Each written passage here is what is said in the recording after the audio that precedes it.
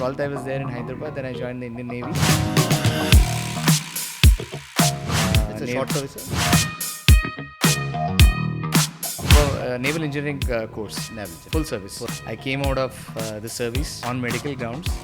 So the first salary in my life is a pension. It was. Yes. Azharuddin was from my school, and so are Venkatapati Raju and so many other cricketers are from our school. But I was not a cricketer. A lot of campaigns that we did for PNG.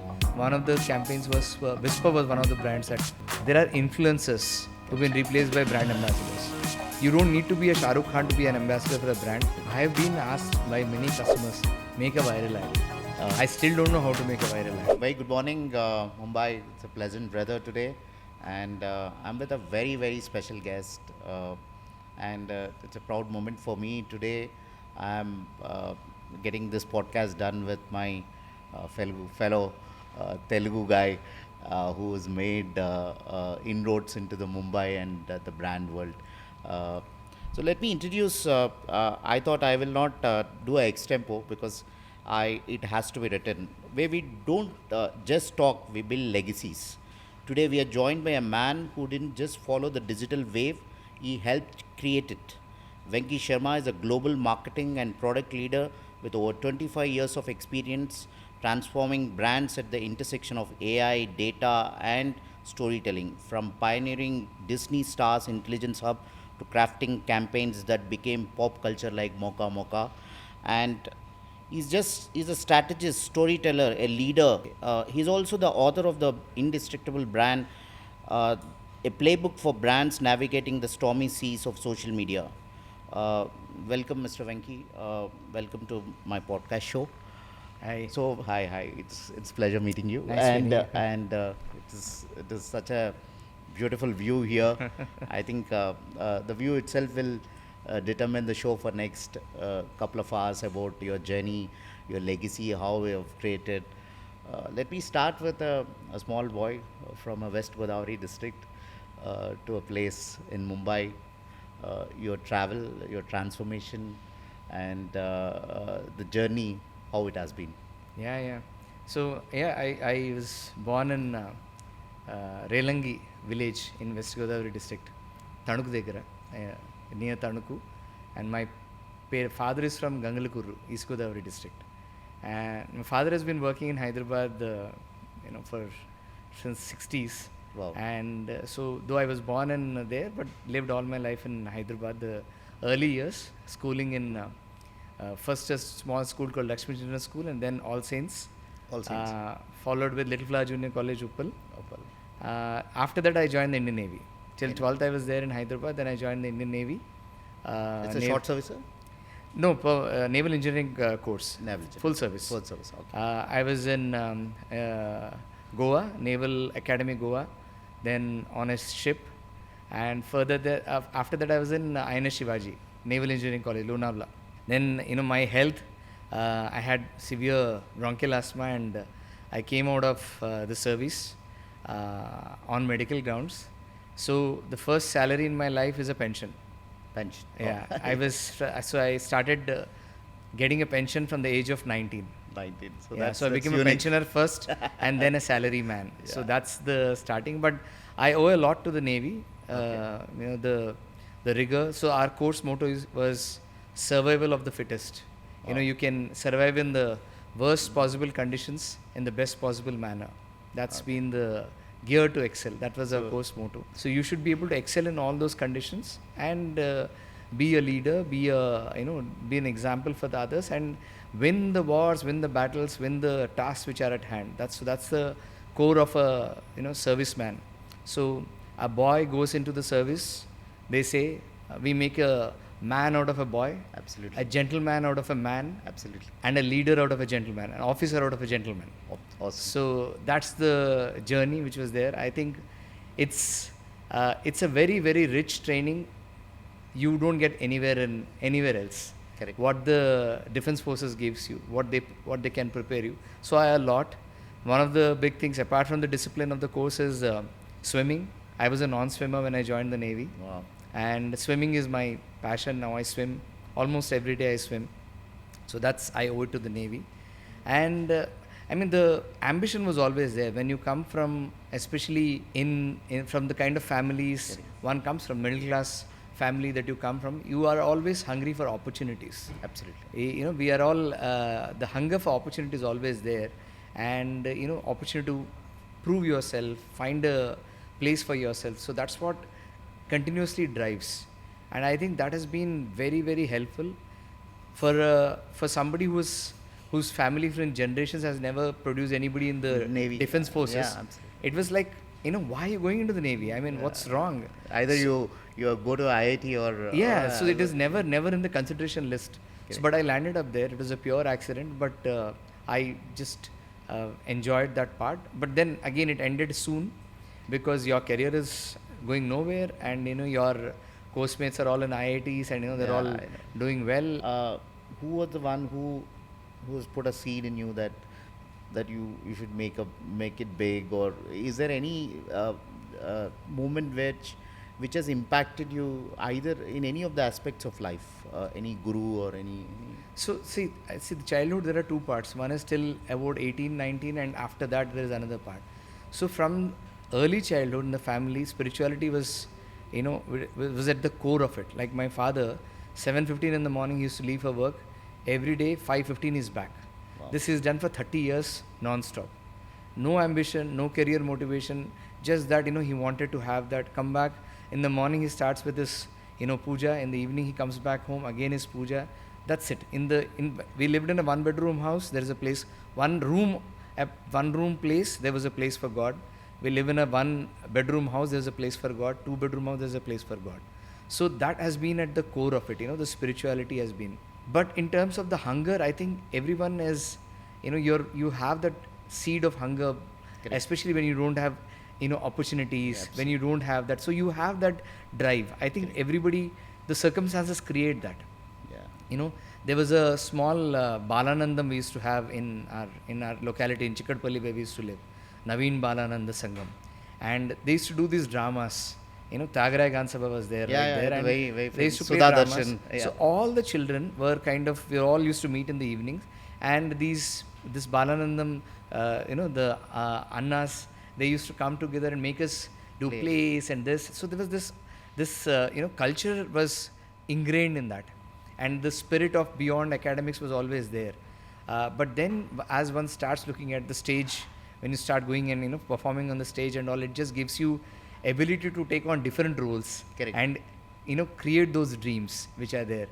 And then coming into All Saints was again a different All world Saints for me. was also very famous for cricket, right? It was. Yes. Azharuddin was from my school. Yes, yes. And so are Venkatapati Raju and so many other cricketers are from our school. But I was not a cricketer.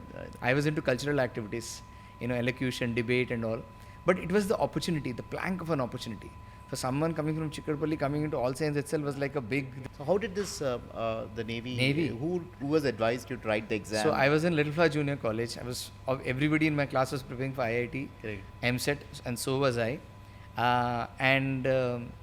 So when I was going to get my class marks, 12th memo from the college, I met one of my friends on the bus, Sudhir Reddy, Uppal bus, which is going. I met him and he said that, 113. look, I got this application for the Navy. Do you also want to apply? I said, why? What do you get in that? You know what? You get a free trip to Bhopal or Bangalore, where the SSB is there. You get a government paid trip there. You get second class ticket. They give you all. They give you food and all. You can go there and come. I said, why not? So he put in the application for me. I came back. I forgot all about it. My MSET rank was 9,842. And that was like a complete blackout that happened. 9,842, I don't know what it is now. But then it was bad. You can't get any government quota. I remember my cousin of mine used to get 2,000 and he got a civil engineering in Usmania campus. Yeah. So 9,842, you won't get a government seat. So I went to Mufakamja and all these places. Yeah. They said 25,000 rupees and we can't afford 25,000 rupees. Yeah. So I was completely down and out. Don't know what. Then this call letter to the Navy came. Naval engineering course it was. I said, good, at least I'll go to Bhopal and get. So I had no clue what an Services Selection Board is, SSB interview is. It's a completely different kind of an interview to any other job interview that you get. So I went for the interview. It's a 4-5 day thing. They observe you. They observe the way you behave. They observe you undertake tasks, your leadership, your discussions, your speaking. everything. Your, all that, how So you all apply your to tasks. experience of spiritual thing at home, all saints, and all would have helped to I think groom. it is just the hunger. Absolutely. I think if you have to put it that one hunger, that you don't have an opportunity, one opportunity you want to excel, you want to put it out and do that thing. So you are 9842 rank. Yeah, because you're nowhere, no? Yeah. You have not. I mean, see, there is a saying in Telugu, Ninda Munni Vadiki Chalenti. Challenge, yeah. Right? Yes. If you are either half in or half out, then, but my state was that, look, I have to get this. But not only that, it's not desperation, but I think, as I said, there are certain things called as OLQs, officer-like qualities, which these Balanandam and all these environments, the leadership environments Absolutely. actually kind of prepare you to. We don't know about it, Yeah. but probably The that would have impact. had an impact, and I got selected. Correct. It's very difficult to get selection. A lot of celebrities in the country have not been able to make it Correct. to Yeah, getting yes. in an So- SSB. So I got through in that, but then they said you have to get a tonsillitis and a DNS operation done to be medically fit. And I was like full of josh. I need to get this done, and I got those 2 operations done in like 15 days. No doctor was willing to do it. I got it done, and I joined the Navy. Together. So what was your first experience when you landed on INS? INS, it was INS Mandovi, Mandovi. Naval Academy, Goa. First of all, you get all these haircuts which are done. All your Yeah. is gone. And the first 15 days, there were no seniors in the campus. So we had a jolly good time in the campus. But after that, the seniors descended. Once they descended, even otherwise also the discipline. I didn't have any sports inclination at all. Correct. Though I was from all sides, but I didn't play any sport. I know. So for me, physical fitness was horrible. So starting that, every week we had a cross country, 7-kilometer cross country, and the physical discipline every day at 5 o'clock in the morning we have PT, drill, and in physical discipline is enormous. So it took a lot for us to kind of get Toll, used to it. yeah. Yeah, it does. We were doing rowing. Correct. So a lot of things were very exciting, but at the same time physically quite taxing. It takes Yeah. a toll on your body. It takes a toll on your body, and then the thing is the food habits also change. food habits, like how you eat on the dining table, Yeah, how you etiquettes. hold mess etiquette, Yeah. how you hold a fork, how you hold a spoon, knife, how you conduct yourself. Now we used to carry this mess etiquette of 40-50 points in our pocket every time. Everything Wow. you need to get it right. So it was a lot for somebody coming from that thing, but we got used to it. And I remember after like 2-3 months of being there, I got selected for one elocution competition in Goa, representing Naval Academy, and I went. And when I went, it was the first time we stepped out of the Naval Academy after 3-4 months. Yeah. And then I went out to this normal hotel there, because we've been using with the I spoon and know. fork. I kind of folded my blazer up, and It's an you put your It's a freedom. freedom eating with the hand. So, but it was a lot of fun. Year of service should be compulsory for everybody. Absolutely. It's a great thought, at least in the sense that even if you can't do service, at least be part of NCC or something. NSS. Yeah, because it gives you discipline. It gives you the point of staying in collectivity, rising about for going beyond your own selfish cause, seeing the nation, patriotism. These are the values that come into you when you work in the services. Or it is that, or the situation, or how did you handle this situation? So I'll tell you what, between the coming out of the Navy and giving the BCom, there's something very important that happened in my life, which is, so when I went to Navy to the Naval Headquarters visit, I met Sri Mataji Nirmala Devi, who is the founder of Sahaja. And I said, we've been a very spiritual family, and Shirdi Sainath was like the family God for us. And Baba's core teaching is getting your self-realization, Atma Sakshatkar. That was the core teaching, and we used to do Sacharitra, I used to read the book, and that was the message which was out and out. His only message was that don't worship me, don't create temples for me, but you seek your self-realization. That was the core message of Shirdi Sainath, Yeah. which many people, That's some what, people may... That's what, if you read a Sai Charitra also, every chapter teaches you, it's a very simple book, but it teaches you something, some Correct. powerful message. Correct. Yes, sir. But getting self-realization, there is no method for it. Nobody has told you. Even Bhagavad Gita, Shri Krishna told Atma Sakshatkar. Your actual career started once you picked up by Mudra, and after the stint in Navy, cleared commerce, MBA, and you've been an entrepreneur. So how did this happen? A pure accident. I mean, I'll tell you, Mudra was in our MBA, we were talking about Mudra and agencies. It's But big one thing. could never, I mean, again, in 98 time, it was very, very, difficult for us to imagine, even dream that we can get into that kind of a place. But then after my entrepreneurial stint, um, I left my CV at NIIT. Okay, they kept it in the pile out there. So from Mudra, there was this gentleman called Abdul Khan. Okay, he was getting a haircut done in Bashirbagh, Okay. and he had this idea that he wanted to, the Mudra was starting some digital ventures, and he wanted to check out at NIIT if there are any good profiles. He walked in there, and he was talking to the coordinator, and he saw one profile on the top of the pile there. Okay. Was just lying there by accident, and he said, "Hey, this guy seems to be good. Why don't you give me his contact or something like that?" It is a freak accident. And yeah, I mean, you can say it, but I would say it's all the Param Chaitanya which Absolutely. works things out. And then he called, he connected, and then so you to come to Ahmedabad for an interview with AG Krishnamurthy. And AG Krishnamurthy is a doyen in Indian advertising. I was very excited, not only about the chance of interview with Mudra, but they were giving me a flight fare. At 24, I had not taken a flight in my life, and that was the first time I had this Begumpet Airport? opportunity. I was so excited that more than the job, that I'll take a flight. I still remember my first flight experience. It was from Begumpet. Begumpet, Yes, yeah. yes. But then what happened is that they cancelled it. They said instead he's coming to Hyderabad, so you can meet him there. Oh. I was so disappointed For not meeting. for going missing on the a flight Yeah. more than anything else. I was Yeah. very disappointed. Yeah. But then AGK came, and Mudra had an office in Hyderabad. I went, I met him. Again, the same usual self. And AGK said, I like this guy. He's got a lot of fire. This is exactly what he said. And they made me a very good offer, unheard at those times. And I was brought in to create digital ventures for venture for Mudra. And Mudra is a traditional advertising agency. They were venturing into the digital fold. Okay. So then we built a unit called Mudra Infotech. I was initially in Hyderabad. Then I moved to Chennai, and we were part of a venture. We scaled up. I was leading content services at that time. Again, unheard of, creating a content Absolutely. wing at that time. With a lot of people picked up, built a team. So Mudra gave me a lot of freedom to do things, and the entrepreneurial spirit that I had of being an entrepreneur came in very handy.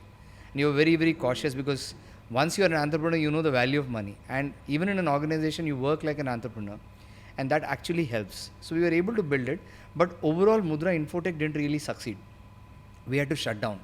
In 1.5 years, it was shut down. The unit was shut down. Okay. And that was one of the most challenging times for me, because I had to let go all the people that I had recruited. Oh. And these people left good careers in India Today and other publications, and they came in. And that was a very, very difficult time for me. And I was like 24, 25, heading a branch. And I had to let go a lot of people with experience. But that was quite a tough situation. So ultimately we had to let go, and I myself had come out. So a career that started off on a very good note ended very, very quickly. What was the reason that The Mudra Hyderabad head, Mr. Baldesh Pandey, he kind of got a opportunity for me in Magna IT, Mr. Pradeep Mittal, and they got me to lead their newspaper called News and Stuff, kids newspaper. Okay. They had a portal called Bablu.com. Bablu.com? That's when I met Vinod. He came in at that time. Okay. But I started that off, kids newspaper. 6-7 months I was running it, and AGK wanted me back, AG Krishnamurthy. So And that's a re-entry into Mudra. yeah, because see, as an individual, I know. by performance or whatever, I think AGK also is a very magnanimous person, and I think he is a person who looks into the potential of people. Who was, he many people owe their careers to him. He nurtured a lot of talent, and AGK wanted me back, and I went back to Mudra within 6-7 months. I was back. So that's also the lesson that when you leave an organization, don't Leave an lose your impact. don't lose your relation with people. Continue the thing. Organization or stints need not be your entry and exit points for relation with people. So, but AGK really believed in the potential, and he got me back to lead national new business development for Mudra. I was based in Ahmedabad, and then I got charge of Mag India, which is an advertising archives, the first advertising archives. And A.G. Krishnamurthy is a man who has not only built Mudra, he's also built this advertising school called MICA. Mudra Institute. It was Mudra Institute of Communications, Ahmedabad, MICA. He is the man who's also built Mag India, Mudra Advertising Gallery, Ad Gallery. It's a big name. He was known as the invisible CEO. Advertising is a world where people see you for the glitz and glamour, but he's a very unassuming person. Okay. A very, very rooted person, mentored by Dhirubhai Ambani, Wow. A.G. Krishnamurthy, but highly ambitious. He built that agency of that scale and stature, Mudra, and I got an opportunity to work very closely with him. And it has been an enormous learning experience when we made Mag India to break even. Again, we were running all of this. I was running like my own company, whether it is Mag India. Then, in trying to break even Mag India, I found a business unit called Digital Branding Solutions. How digital branding can be. So you were empowered. I was empowered, and leadership lessons that Mr. AGK has, that everyone should follow, that you followed in your life subconsciously or consciously, which left an impact in you. What are the 5 tips? First thing is discipline. AGK is very, very disciplined. 9:30 in the morning he's in the office. We get a call wherever we are in Hyderabad. In 9:30 he calls. This is Venkatesh, and people stand up from their chair. Even if you're in one place and he's not at the same place, that's the kind of respect. We used to get his secretaries to call. The CMD would want to talk, and you're like, he knows, and he keeps a track of what is happening. So be on the track of plans that you're making. So discipline. Second thing is talent, empowering talent. I think when you find talent, when you empower it, they can do anything for you. And the mantra AGK taught me, or what I learned from him, was that love your people. You love your people genuinely, and they'll do anything for you. Correct. And that was the thing. And that is what AGK had taught us, that genuinely love, trust them, and empower them. Yeah, I think that. And they can actually do anything for you. And that's what we did. And the results came. Yeah, because you're not doing a job there. It was not just a job where you're earning money. You're responsible for outcomes, and you felt empowered, and you wanted to do things. Right. And that with the inborn hunger that one has. Hunger is one common trait that was there. You got an opportunity of being there in Mudra, one of the best agencies. Absolutely. Of course things are not working well, but you can make them better. Correct. And then finding talent. There is nothing a limitation. You're not looking for the most highly paid talent. You're looking for the most hungry talent who can come in and take on the thing. So that was the second thing that we learned. That is loving your people, empowering them. And third thing is that stick by what you promise in them, and believe in their creativity. But you've seen, you've hired a lot of people in your corporate career. What is a fundamental difference that people who succeed and who fizzle out or who give up, what are the reasons you see in them? I can't say there's no one rule, but in my opinion, and I keep revising, things change. Correct. Environment change, generations of talent changes. At that time, the rule that was relevant was, if you're trying to make money very early, measuring your success with money, like if you come and negotiate, no, I want 30,000 rupees, 50,000 rupees, I never used to go for that talent.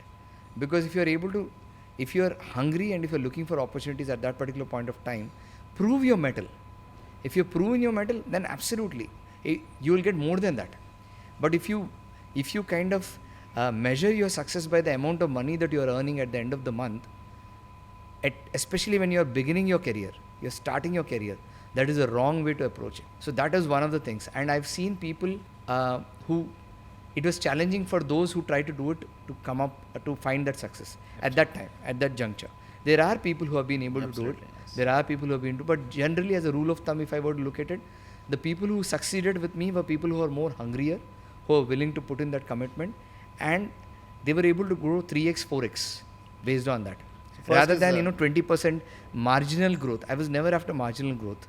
It has to be disruptive growth. Absolutely. If you're looking for disruptive growth, monumental growth if you're looking at, then don't measure the success by the meager salary that you're going to get. Whether it is X or 2X. You can go make it 10X or 100X if you can make your span much wider. After Mudra, which is the next assignments you took, and so after Tribal DDB we built 5 offices in India: Mumbai, Delhi, Bangalore, Chennai, Ahmedabad. And then I moved to Bombay. We also started a London operation for Tribal DDB, India, where we won a huge project in UK. Thereafter, I moved out of Tribal Mudra, and then I joined Leo Burnett Leo Burnett. to lead ARC Worldwide. Okay. And Leo Burnett was then led by Arvind Sharma. Yeah. Again, Big name. fantastic Yeah. talent in advertising. I had the great fortune of working with some of the best minds. In Mudra, for example, Lakshmi Narayan, I didn't speak about him, was my boss. After AGK left, Madhukar Kamath and Lakshmi Narayan, they were the ones I worked with. Lot of, again, these are all Leadership lessons. Leadership lessons. Yeah. In with all of them, they had different styles of working, but they were accommodative for my style of working. And they've when I look back, huge. I was quite a brat. If I look back at that particular point of time, very, very headstrong, my way or highway. This is the only way it's going to happen. But yeah, wonderful talent. Then I came into ARC for Leo Burnett. Leo Burnett is a completely different setup compared to Mudra. The thinking, the culture, it's completely different. In the way Leo Burnett was more of the Mudra was a very Indian agency. Yeah. It is roots in the ethos in India. Now it is DDB, which is one of the global. DDB had 10% stake at that time, but Leo Burnett is a pure play, global agency, which is there. Leo Burnett had some outstanding brands like P&G, Marlboro, Philip Morris, Coca-Cola, some great brands. The multinational brands, so they have their way of working. Yeah. So one had to learn, one had to understand. It's a different learning. And what I learned was that in DDB or Mudra, I was chasing growth for the sake of growth. I wanted growth. Just grow, keep growing. Doesn't matter whether it's a small account, big account, just get it and keep growing. MOM, YOY. There was hunger for growth. Yeah. Because growth, and I think Reliance had this thing called Growth is Life, and it was a Reliance company, and I was like complete believer of growth. And what I learned after Leo Burnett is that growth, you need profitable growth. It's not about all growth that can be profitable, that you can look at it. So that is something that I learned. So instead of having multiple offices, what we learned is that with 2 offices also you can actually build it. Like in Leo Burnett, we just had Bombay and Delhi. It's like a market share versus Bangalore. profitability. Exactly. Yeah. And instead of having 100 accounts, you may have 20 accounts, but that can be far more profitable. The growth can be far more profitable. That's what I learned. And what I learned is that especially the large accounts like P&G and which are very, very Key accounts. intensely planning-driven accounts. Absolutely. Planning happens way, way in advance. The culture of planning. Even I think today. the culture of planning. So if I say DDB was all about finding business, finding talent, and executing fast. Fail fast, execute fast. That was the mode. Burnett, what I learned is plan, organize, and grow as per that. So that has been the growth, more sustained growth. And as a person also, I was entering a phase of life where I think that was the time I got married. Okay. I also got kind of, in a way, settled. So the company happened at the right time. Yeah, so it was more than speed. It was more about scale Settling down. and how you want to sustainable growth. Yeah. Growth which is profitable and sustainable. Yeah. So if I win an account, how can I sustain it? How can I deliver it? So there was hunter and farmer, you call it. Correct. It was if I would say DDB, the more focus was hunting, and amassing a lot, covering a lot of ground, Capture the market. capture the market. DDB was more hunting and farming. How do you farm it? How do you Cultivate. organically grow more value out of that? That was where the focus was, and it also kind of had to move out of my comfort zone. Digital was my comfort zone. Digital branding, digital marketing was the comfort zone. I had to go into non-traditional media, retail, Absolutely. direct marketing, events. So all that was new for me. New experience. It was new experience for me. But that's been the learning. Then I moved to Indonesia with Leo Burnett, leading Leo Burnett Digital in Indonesia. Lot of campaigns that we did for P&G. One of the campaigns was Whisper was one of the brands that we handled. There was this initiative called Being Girl. Being Girl. Yeah. Because the category which is Whisper, people are looking for resources and support. The teen girls especially. So the idea was Being Girl was I know. create that platform where you have all the information available for teen girls where they can go and understand. So brand is not just about selling. Brand is all about involvement, how consumer gets connected to the brand. So that was there. So what is if you look at the Leo Burnett and the Mudra, this is where the story of India is evolving, and also the way the advertising is changing every 5 years. I mean, you're part of the change. You've seen the change. Mocha Mocha is the first campaign, if it registers in my mind, is the only campaign which they used to go to YouTube and see it again, and that reflects the impact of campaign. So not only that, it democratized creativity. yes, Democratized creativity means started one campaign, but the consumer did hundreds of campaigns of their own. Yes. They came with their own versions of Mocha Mocha. What is Correct. going to happen? Correct. The consumers created the campaign. so they're part of that journey. They was part of the journey. Yeah. So that's what inspired us Yes. to bring that campaign Correct. further. We just amplified what the consumer was doing. We didn't really do much. It was the consumer who was doing a lot. With every team, they were created their own campaign with Mocha Mocha. If you remember Mocha Mocha, the way the campaign, it was for India, Pakistan. Yeah. But then the consumer created their own versions of the campaign. Absolutely. And in these campaigns, you every campaign, like always say that every song composer thinks that the song should be super hit, and every campaign you sit in a boardroom or a discuss and make it. And some campaigns consumers take it, as you rightly said. Some campaigns just go Jagore and Satyamev Jayate. So firstly, if a campaign is born in insight, in a true consumer insight, there is a greater chance of success. But not only the insight, then the creativity has to come out. How you are telling that your story in a relevant, original and impactful manner. That is when the campaign stands out. So the effort has to be based on the insight. How can this storytelling be relevant and original? Create the impact.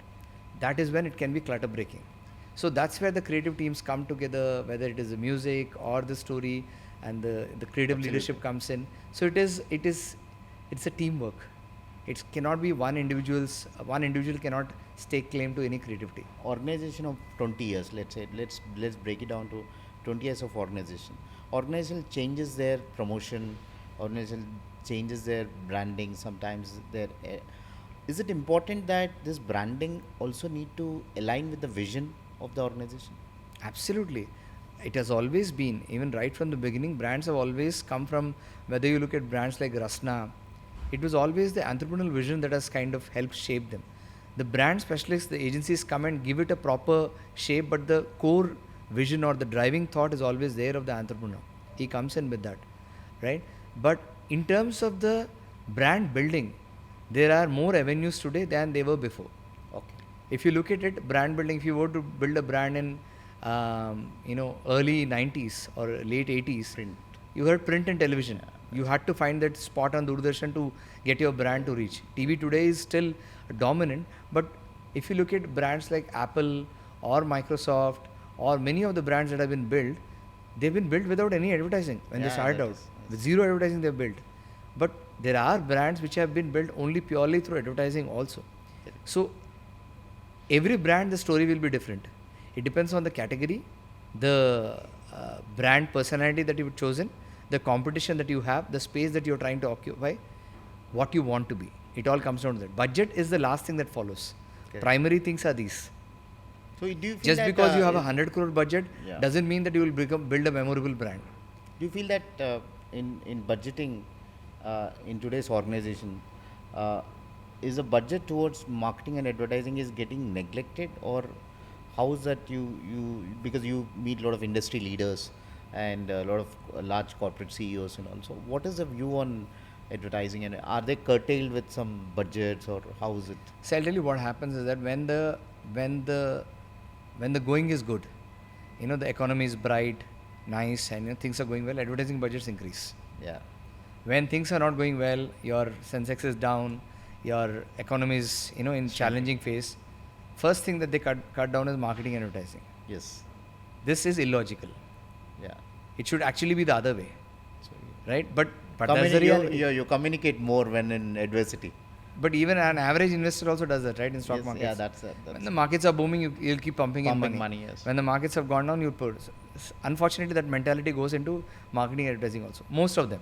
So this gets discussed in your discussion room. That why is Yes. it? Okay. Yes, because the first thing is the marketing, the budget. When you're trying to cut costs, first place people go is marketing and. So if I'm a startup or if I'm a manufacturer of a product which I got finance from the bank, and it's a good idea, it's a good concept, and I'm starting my journey. So what advice would be of yours of building a lot of brands and working with great people? What should be the approach, Mr. Venke? Approach is that one is figure out your brand personality. What kind of a personality is your brand? What is the competitive landscape? Study that.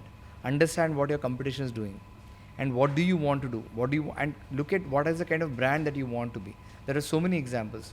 You don't need to go to a B school necessarily to understand brand building, but you have really the passion, the commitment, and the hunger. Okay, you will be able to figure it out. But do your study, and after that you can start very small. You don't need to spending a lot of money on performance marketing alone. First, create your basic digital assets, your website, your social handles. Most of it doesn't take much money, and Absolutely. with AI it is much more faster. No, it is. Create those basic assets that you need to have, and then create your content strategy. What is the way I'm going to approach my consumer? I hope you have already identified your consumer set, the core consumer Correct. set that you want to. Don't get tempted by other opportunities and ancillary. Stick very focused to that particular set and the premise, and find a way of communicating with them. And I feel the challenge in today's And even before that, meet the consumer first. yeah, Go and talk to Get the- consumers.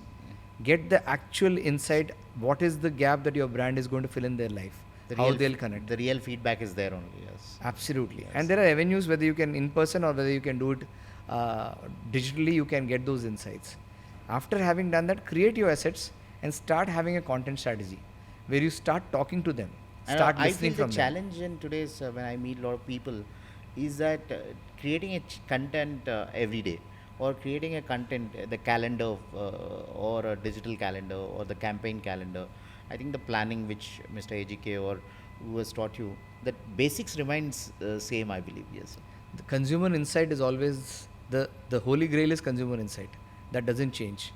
But then creativity, you can, as I said, there are so many avenues which are there. You can try out. But the creativity that inspires, creativity that connects, creativity that propels consumer to act, that's what you need to look at. Where in the funnel, you have a simple model like ADA, awareness, interest, desire and action. Yes. Where you are and what are you trying to do? What is the purpose of your communication? Is my purpose of the communication to make them informed, or is it make them to act on a particular piece? You have to make the choice. And the temptation for early brand builders or early stage entrepreneurs is that try to do everything, Absolutely. because I want to do everything. Yeah. Doesn't happen. And you want to tell consumer a lot of things. My brand can do this, my brand can do that, my brand can, so many things. You may think your brand can do so many Communicate, things, yeah. but the consumer can remember only one thing. What is the one thing that you want the consumer to remember about you? Which is what you call as unique selling proposition in USP, other yes, yeah. other terms. I mean, whatever you want to call Correct. it, whichever way you want to approach it. But remember that the consumer is time crunched. Attention span is limited. So they can't remember a lot. Give them only one cue that they can remember about you. How important is a brand ambassador? I understand it depends on what kind of a company, what kind of stage you are in. The communication from brand ambassador, how far it is reaching in today's world. I think the brand ambassador is the consumer. There's no. But what do you see? What is the role of a brand ambassador, and it creates an impact on organization or a brand? Let's see what is the need for a brand ambassador first. Because consumers do not entirely trust brands because they think brands are trying to always sell. Absolutely. Okay, so I don't know really what does a brand stand for, what it is. Correct. I don't have the trust. Therefore, I rely on an ambassador who I trust. Yeah. Therefore, if the message comes from the ambassador, I'm more likely to trust. Is where it started.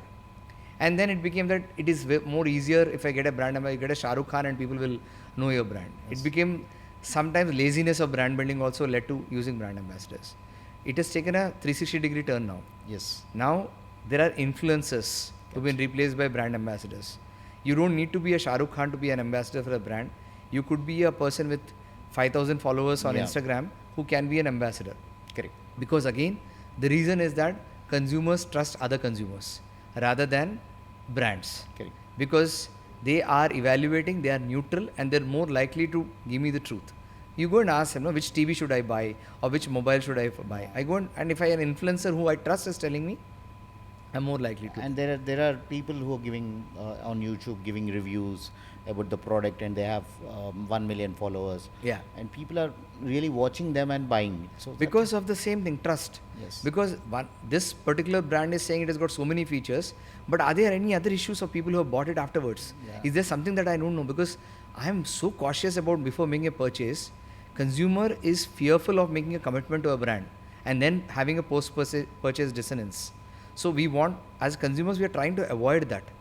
Go into as much certainty that we can. Therefore, consumer is researching a lot. Research online, purchase offline. Research online, purchase online.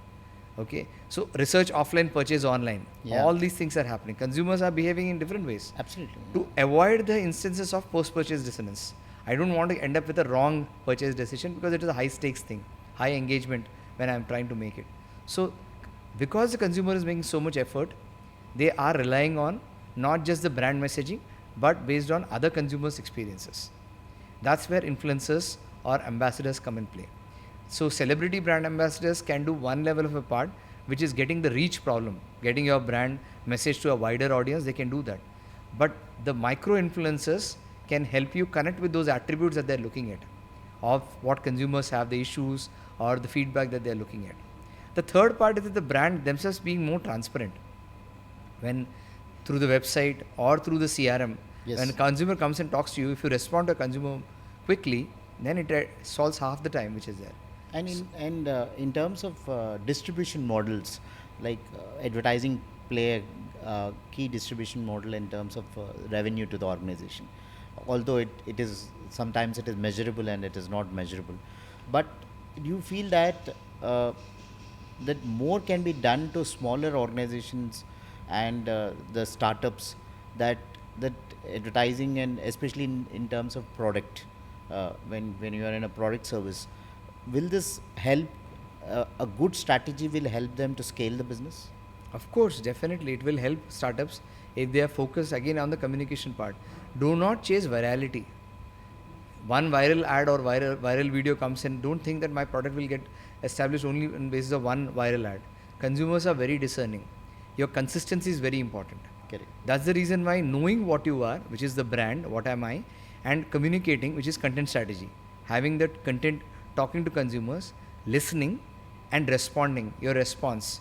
If you are a brand, if you can do these 3-4 things right, even if you are a small business, you have a higher chance of success.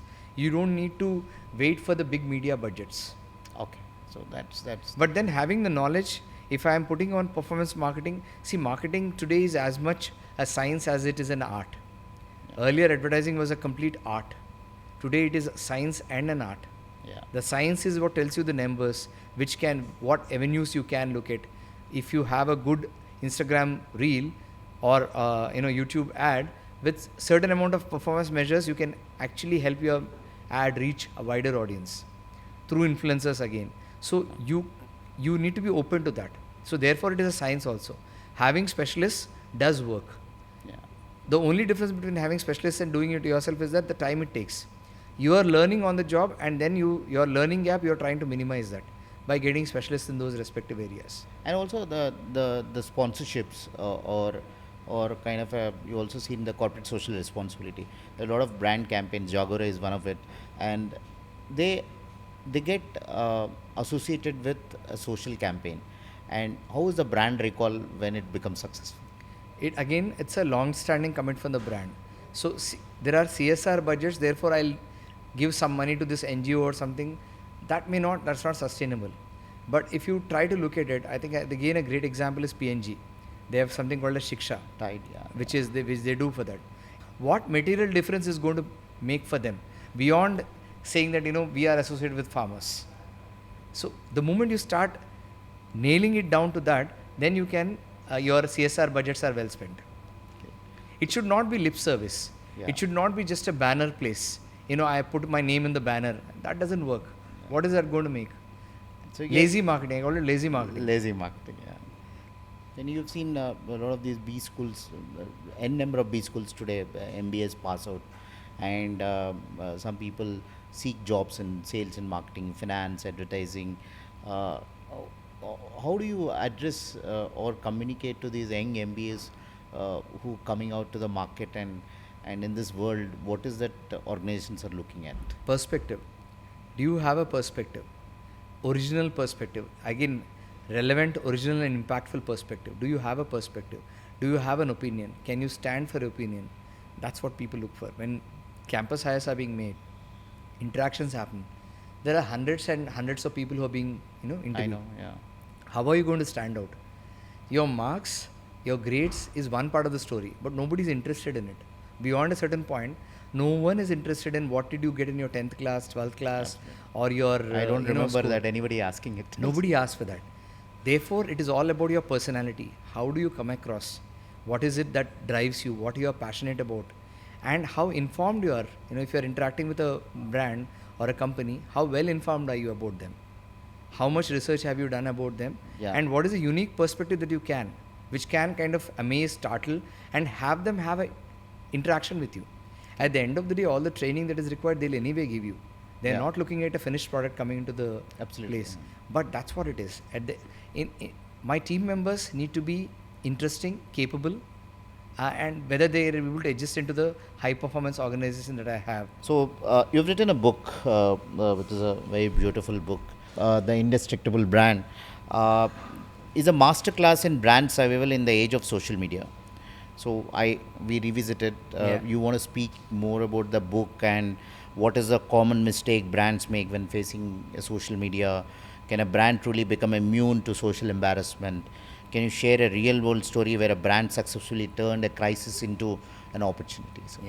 So, today, as I was telling you earlier about the example of, social media and the way word of mouth spreads, good and bad things both spread. Bad experiences spread faster than good experiences.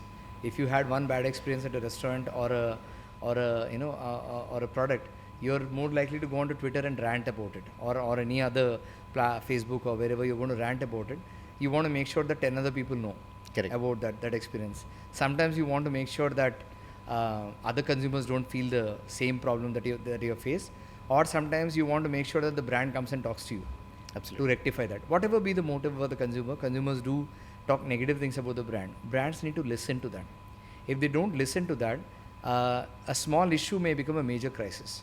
A small issue which you're facing in one location at one place, if you can address it in time, a stitch in time saves 9. That's what they say, So right? suppose something about packaging, they put a YouTube video or they write a feedback in LinkedIn. Like somebody said, I have found in worms in this particular packaging.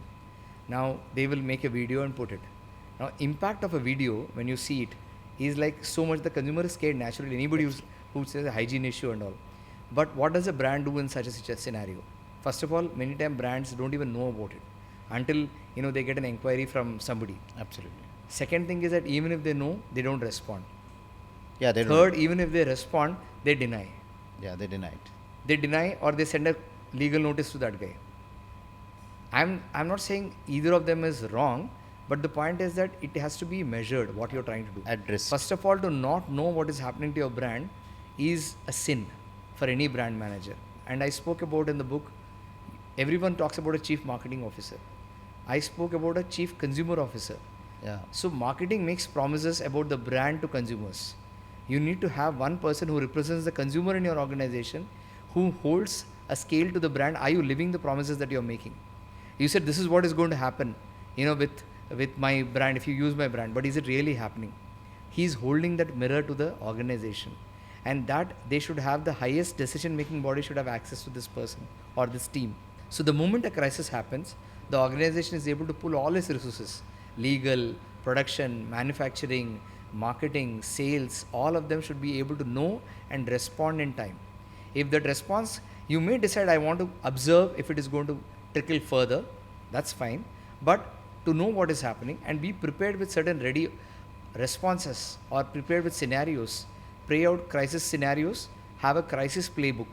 Absolutely. With which you can deal with crisis. So that's what the book talks about. Yeah. You have built, is virality born out of planning or how is it? I have been asked by many customers, make a viral ad. I still don't know how to make a viral ad. Yeah. Virality is, again, I'm telling you, it's a being the right message, framed in the right manner, landing at the right time. Yeah. There's a lot of timing. Correct. Just like you cannot have a formula for a blockbuster film. You cannot have a formula for a blockbuster viral. It is the same effort you put it for Mocha and it is the same effort you put it for any other ad. Absolutely. So, but some works. And come to the Disney playbook. How did real-time analytics change how companies were executed at Disney, sir? And also, can you share one bold data-driven decision you made that paid off very well?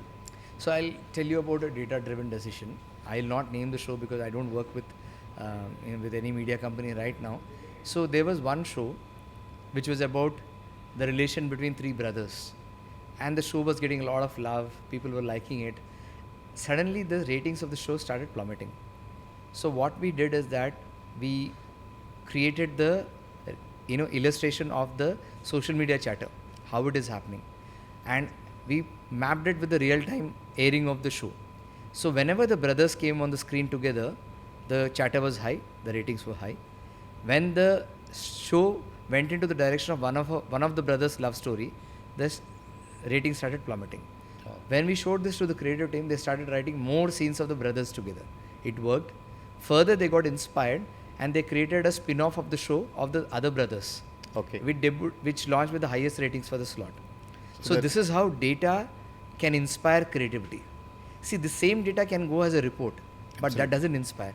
But when you look at visualization, when you look at data coming and telling a story, it can inspire anybody. Creativity has to inspire people, but who inspires the creative people? Yeah. Data. So when told as a story. So listen to data sometimes. Data-driven decision making is all about communicating the impact that data can have in a way people can meaningfully consume and get inspired. So that's what is the story. It is not about pushing more and more Excel sheets or reports by softwares. So it's about the story that you're going to tell to inspire people to make decisions. So data has changed even the writer and a creative team. It can inspire anyone. Yes, so that's a huge thing. Data, if you tell properly, can inspire the housewife what choice of food she would want to make to her child. Absolutely. Imagine, she's used to doing something, but if somebody was to come and tell, you know what, whenever you made paneer, your daughter actually finished off the whole dabba more often times, then she's more inspired. Oh my God, that. But you're not telling about what she likes. You're telling in a different context. I think that's the time where she didn't share the dabba with others. Something like that. Yeah, something correct, like that. Correct. So that's at Disney Star. You led the creation of the distillery, a real-time intelligence hub that reshaped decision making. So I think that's what we covered. Absolutely. So what would be your life motto? And you've been to Kailash and you follow this Ammaji, Madam Shrimataji. And is there any unfinished, or you want to have any other accomplishment? You have a vision, or one thing is still you feel, I should do this. I think man is a ever learning guy, but yeah. See, I have never lived with like a plan. I never planned to be wherever I am today. So I don't really have a plan to get somewhere. But every day for me is a beginning. Every day in the morning I get up, I need to, hit the gym or the pool. There itself my first struggle starts. But what Sahaja Yoga has given me is contentment, that I am what I am. So I'm very, very satisfied. Having said that, today I'm at I've just turned 50, and I'm literally like back to square one now. I'm starting my next innings right now. I won't call it second innings because I've had many innings. Correct. So I have the excitement of my own of a startup, because I'm an entrepreneur, but I'm the one my own time I'm investing in. I'm investing my time in multiple areas and causes. There is a school in Dharamshala that I'm on the advisory board. There is a I'm writing a show for one of the Leading TV channels, channels. yeah. That's a new beginning for me. Somebody believed, Anirudh Pathak, one of my, is the creator of Mahadev, the show. He forever believed that you're a creative guy, you're in the wrong job. So, I mean, money has always been one of the source of security, that you've always been trying to find that security. But now, fine, I've taken in the creative hat. I'm also teaching. I'm an adjunct professor at a couple of places. I'm writing. Then I have picked up sweat equity in a few startups. Okay. There's young people who come to me and they said, we want your advice on our startups, and I'm working with them. There's a AI studio in Hyderabad. There is one AI listening tool in Bangalore. I'm involved with those. So What listening tool? What is that? AI video listening tool. Okay. It's called VideoPix. Okay. I'm involved with them. So there are, today my day, I am busier than I have ever been. Okay. As long as you don't measure productivity by the money you are earning, I'm very, very busy, right? So, but where all of this will lead to, I don't know. I've qualified as an independent director. Yeah. The idea is I can be on the board of a couple of listed companies. So again, the path will have to flow forward. Absolutely. I don't know where it is going to take in, but I'm all set. I'm again in that mode where, you're back to, I'm going and talking to colleges where, they are evaluating my profile.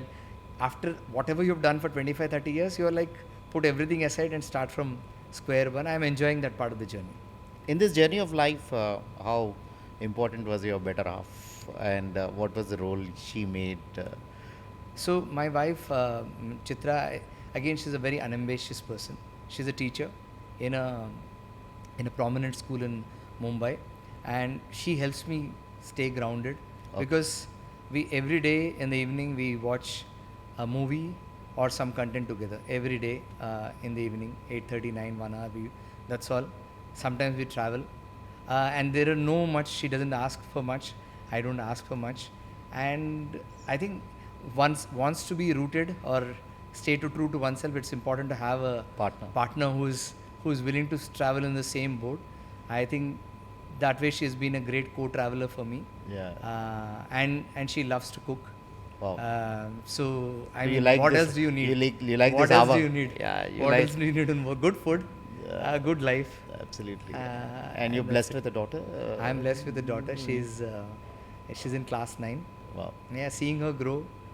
She has been our entertainment for the first 11 years of her age. We didn't have a TV at home. Wow. Though I was working for a television channel because she was the source of entertainment. Correct. Now she's become busy with her studies, and also now we are like I know, yeah. having a yeah. So ఇప్పటివరకు మనం పాడ్కాస్ట్లో ఒక different అవతారాన్ని చూసాం. నేను ఇంతకుముందు చెప్పినట్టు చాలా గర్వమైన టైం ఇది. ఏంటంటే దేనికంటే ఒక తెలుగువాడు బాంబేలో ఉండి కానీ తన రూట్స్ని మర్చిపోకుండా, తన తెలుగుని మర్చిపోకుండా, తన భాష మీద ఉన్న భావం మీద ఉన్న ఇంట్రెస్ట్ తోటి ఒక చాలా మహాద్భుతమైన బుక్ రాశారు, గీతా ప్రకాశం. ఇది రాసింది ఇంతకుముందు వరకు వెంకీ అన్నాను, ఇప్పుడు Chittavajjala Venkata Subrahmanya Sharma. Wow, fantastic. So నేను ఒత్తులతో సహా కరెక్ట్గా చాలా పలికాను. correct గా చెప్పారు. కరెక్ట్. Yeah, చాలా correct. మందికి తెలుగు వాళ్ళు కూడా చాలా మందికి రాదు. కరెక్ట్గా పలికానని అనుకుంటాను. సో Yeah, ఈ yeah. బుక్ ఎలా అంటే ఎయిర్పోర్ట్లోకి వెళ్తాము, చూస్తాము చిన్నపిల్లలు గీత పద్యాలు నేర్చుకుంటూ ఉంటారు. తర్వాత చాలామంది చెప్తారు భగవద్గీత రోజుకు ఒక శ్లోకం నేర్చుకోండి. తర్వాత ఇట్ ఈస్ వెస్ట్రన్ వరల్డ్లో గీత ఈజ్ నోన్ యాజ్ ఒక మేనేజ్మెంట్ బుక్ లాగా. సో ఈ ఎలా రాయాలనిపించింది? అండ్ గీత గురించి మనం తర్వాత చాలా మాట్లాడదాము. మీ యూట్యూబ్ ఛానల్ కూడా ఉంది. చాలామందికి దీని ద్వారా తెలియజేసేది ఏంటంటే సార్కి యూట్యూబ్ ఛానల్ కూడా ఉంది. అండ్ ఎవ్రీ వీక్ నిన్ననే తొలి ఏకాదశి కాబట్టి 11వ అధ్యాయం గురించి ఆయన మాట్లాడారు. సార్ మీ జీవితంలో నాకు తెలిసి ఇది మహాద్భుతమైన అవకాశం. మీరు గీత గురించి రాయడం అంటే చదవడమే ఒక భాగ్యం అనుకుంటారు చాలామంది, బట్ రాయడం అంటే సంథింగ్ ఏదో బాగా తెలియకపోతే రాయలేరు సార్. సో మీ బుక్ గురించి కానీ మీ జర్నీ దీని గురించి కానీ చెప్పండి. పోతన పద్యం ఒకటి ఉంది, పలికేడిది భాగవతం అట, పలికించేది రామభద్రుడు. అవును. సో అలాగే పలికించేది కూడా భగవంతుడే. ఎందుకంటే అది నేను రాశాను అనుకుంటే అది నా అహంకారమే. నిజంగానే నేను మాటలే చెప్పట్లేదు. ఒకరోజు నేను ఉంటే నారాయణరావు గారని వెల్విషర్, ఆయన ఎందుకో సడన్గా ఫోన్ చేసి, మీరు ఈ గీతా ఎన్లైటెడ్ అని యోగి మహాజన్ గారు రాశారు, one of my mentors and సహజయోగి, ఆయన రాశారనమాట గీతా ఎన్లైటెడ్ అని. మీరు అది దాని బేసిస్ మీద తెలుగులో ఎందుకు రాయకూడదు అన్న. నేనేంటండి తెలుగులో రాయడం ఏంటంటే, నాది 5th క్లాస్ నుంచి హిందీ ఫస్ట్ లాంగ్వేజ్, నాది హిందీ ఫస్ట్ 4th దాకా తెలుగు ఫస్ట్ లాంగ్వేజ్, 5th నుంచి హిందీ ఫస్ట్ లాంగ్వేజ్. నాకు తెలుగే సమంగా రాదు, రాసే తెలుగు, నేను ఎక్కడ రాసా అంటే లేదు. అదే రోజున ఆయన యోగి మహాజన్ ఫోన్ చేశారు. ఫోన్ చేసి why don't you write about Geeta అని చెప్పి ఆయన అన్నారు. అదే రోజు ఇద్దరు అండంతో, అండ్ ఒకళ్ళేమో పూనా నుంచి ఒకళ్ళేమో హైదరాబాద్ నుంచి, సేమ్ రే. సరే అని చెప్పి కూర్చున్నాను. నేను కూర్చుని ఒక 35 రోజుల్లోనూ అయిపోయింది మొత్తం. అలా ఒక ఫ్లో లాగా వచ్చి అది అయింది. అండ్ అవుతూనే దాన్ని పబ్లిష్ చేయడానికి ఏపీ సహజయోగ సొసైటీ వాళ్ళు ముందరకు వచ్చి వాళ్ళు పబ్లిష్ చేశారు. వాళ్ళు పబ్లిష్ చేశారు. దాని అదే ఆర్గనైజ్ అయింది. అది నేను రాశానన్నా కన్నా నాకు అది అవకాశం వచ్చింది. రెండోది నేను చెప్పుకున్నాను. అది దాన్ని రాసుకున్నది నాకు చెప్పుకున్నది. I'm the first reader, I'm the first listener also. నాకు ఎప్పుడు చెప్పుకున్నా, రాస్తున్నప్పుడు నాకు అది కొత్తగానే అనిపించింది. రాసి చదివిన ప్రతిసారి నాకు కొత్తగానే ఉంటుంది. దాంట్లో పాయింట్లు అది ఇంకా నాకు అర్థమైంది అని చెప్పలేను, నేను దాంట్లో నిష్ణాతుడని చెప్పలేను. నేను దాని నుంచి నేను ఇన్స్పిరేషన్ పొందుతున్నాను. నేను ఇంకా దాని నుంచి ప్రేరణ పొందుతున్నాను. నేను ఇంకా దాని నుంచి. ఈ బుక్లో లాస్ట్లో కరెక్ట్గా రాశారు, ఈ అధునాతన యుగంలో మనం పోరాడాల్సిన కౌరవులు ఎవరు, పాండవులు ఎవరు, మన పంచేంద్రియాలే పంచపాండవులు, పంచభూతాలు కూడా పంచపాండవులే. మీరు పోరాడాల్సింది ఒక్కరితో కాదు, లెక్కలేనన్ని కౌరవులతో. ఈ కౌరవులు బయట ఎక్కడో లేరు, మనలోనే దాగి ఉన్నారు. మనలోని సహజ గుణాలకి అసహజ గుణాలకి జరిగే యుద్ధమే మహాభారతం. అంతే కదా. ఇప్పుడు రోజు మనం పొద్దున్న లేచిన దగ్గర నుంచి మన చుట్టూ ఉన్న జనాలే కాదు, మన లోపలికి వచ్చే ఆలోచనలు కూడా వాళ్ళందరూ కౌరవులే. ఒక ఆలోచన వస్తుంది మనం మెదడులోకి, ఆ ఆలోచన మనల్ని కూర్చొనివ్వదు, స్థిరంగా ఉండనివ్వదు. ఇంకా దాంతోనే కదా మన యుద్ధం. ఇప్పుడు దాంతో యుద్ధం చేయలేక ఆ ఆలోచనకి మనం సరెండర్ అయిపోతే పడిపోతాం, మనం ఓడిపోతాం దాంతో. ఇలా మనం రోజు ప్రతి నిమిషం ప్రతి క్షణం లెక్కలేనన్ని మహాభారత యుద్ధాలు చేస్తున్నాం. కానీ వాటిలో మనకి రథసారథిలాగా శ్రీకృష్ణుడు ఉన్నాడు. కానీ అర్జునుడు ఏంటంటే అర్జునుడు ఆ కృష్ణుడిని గుర్తించగలిగాడు, వెళ్ళి సహాయం అడగగలిగాడు. మనం చేయట్లేదు ఆ పని. మన అహంకారానికి బానిస అయిపోయి నేను చేసేదే కరెక్ట్, నాకు తెలిసిందే కరెక్ట్ అని చెప్పి కూర్చుంటాం. ఏ రోజైతే మన అహంకారాన్ని వదిలి అర్జునుడిలాగా శ్రీకృష్ణుడిని శరణ వేడుతామో ఆ గీతలోని అర్థం మనకు బోధపడుతుంది. సో ఈ పుస్తకంలో సారాంశం ఏ ఆస్పెక్ట్స్ ఆఫ్ హ్యూమన్ యాంగిల్ని టచ్ చేశారు సార్ మీరు ఈ పుస్తకంలో? ఐ థింక్ మనిషి బ్రతకడానికి గీత సంపూర్ణమైన నిర్వచనం అంతా ఉంది దాంట్లో. మీకు బాల్యం నుంచి వృద్ధాప్యం దాకా ఎలా ఉండాలి అంతా ఉంది దాంట్లో. సో కానీ ఆ గీతని మీరు వల్లివేసి బట్టి కొడితే దాంట్లో ఆ మాటల పరమార్థం మనకు తెలియదు. చాలా బాగున్నాయి, వినడానికి బాగుంది అనుకుంటాం, కానీ దాంట్లో ఉన్న అర్థం, నిగూఢంగా ఉన్న అర్థం, కృష్ణుడు మాట్లాడిన విధానం కూడా ఏంటంటే చాలా మిస్టికల్గా చెప్పారు ఆయన. దాంతో దాన్ని తమ పెడర్థాలు తీసి పెట్టుకున్నారు. దాంతో దాన్ని ఒక బిజినెస్ కింద చేసేసారు. అది కాదు, ఆ గీతలో అర్థం చాలా నిగూఢంగా ఉంది. మనతో మనం కనెక్షన్ పొందితే కానీ యోగం, నాతో మీరు ఒకటైనప్పుడు మీ క్షేమం నేను చూసుకుంటాను అని చెప్పి కృష్ణుడు చెప్పాడు. నాతో ఒకటి అయినప్పుడు, నాతో ఒకటి కానంత వరకు మీరు నా వాళ్ళు కాదు. ఎప్పటిదాకైతే మీరు నేను వెంకీ, నేను నా లైఫ్ అని అనుకుంటున్నాను, you're not one with me. మీరు నాతో ఒకటి కాలేదు, అప్పటిదాకా మీరు ఒకటి కాలేదు. మీరు నాతో ఒకటైనప్పుడు నువ్వు సాధించేది ఏంటి, నేను సాధించేది ఏంటి, అంతా భగవంతుడిదే కదా. అవును. పత్రం పుష్పం ఫలంతో ఏమంటే నేను ఏం చేసినా భగవంతుడికి ఇచ్చేస్తాను. కరెక్ట్. హుండీలో డబ్బులు వేసేస్తున్నాను, నా బిజినెస్లో వచ్చిన డబ్బుల్లో 10% వేసేస్తున్నాను భగవంతుడికి అని చెప్పి మనం మన యాక్షన్లని జస్టిఫై చేసుకుంటాం. అది కాదు ఆయన చెప్పిన అర్థం. నువ్వు నాతో ఒకటైనప్పుడు నీదంతా నాదే, నువ్వు మళ్ళీ నేను నీకు ఇవ్వాల్సింది ఏంటి?